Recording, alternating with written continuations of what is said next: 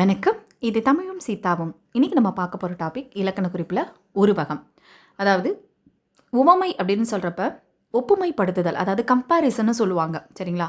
நிலா முகம், தாமரை பாதம், அதாவது குழந்தையுடைய பாதத்தை வந்து தாமரையுடைய இதழ்கள் எவ்வளோ மென்மையாக இருக்கோ அதுக்கு ஈக்குவலாக சொல்கிறது ஒப்புமைப்படுத்துதல். சரிங்களா? கம்பேர் பண்ணுறதுன்னு சொல்லுவோம். இப்போ தாமரை அப்படிங்கிறது நம்ம சிறப்பாக கம்பேர் பண்ணக்கூடிய ஒரு பொருள். சரிங்களா? அதே பாதம்ங்கிறது குழந்தையோட பாதமாக இருக்கலாம். அப்போ கம்பேரிசனுக்கு எடுக்கக்கூடிய சிறப்பு பொருள் வந்து முன்னாடி இருந்தால் அதை வந்து ஓமை தொகை அப்படின்னு சின்ன வயசுலேருந்து படிச்சுட்டு வந்திருக்கோம். அதே போல் இது எப்படி உருவகமாக மாறுது அப்படின்னா, உங்களுக்கு எக்ஸாம்பிள் பார்த்தீங்கன்னா விழிக்கயல். சரிங்களா? விழி ஆகிய கயல், கயல்னா மீன். சரிங்களா? மீன் போல் அழகாக அந்த வடிவத்தோட மாதிரி இருக்குது அப்படின்னு கம்பேர் பண்ணியிருக்கோம். அதே அந்த கயல் போன்ற விழியை தான் நம்ம என்னன்னு சொல்கிறோன்னா எப்படி மாறுது, விழி கயல் அப்படின்னு.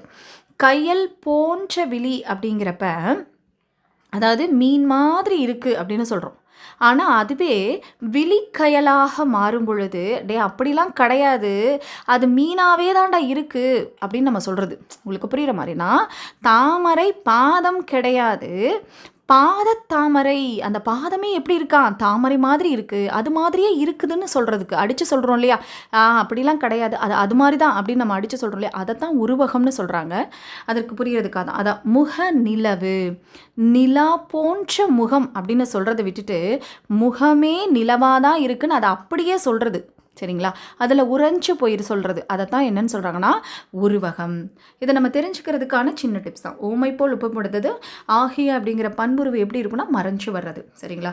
இது ஓமையை விட உருவகம் வந்து வலிமையானது, ரொம்ப செறிவானது அப்படின்னு சொல்லுவாங்க. சரிங்களா?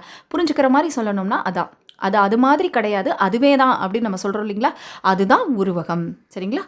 நன்றி.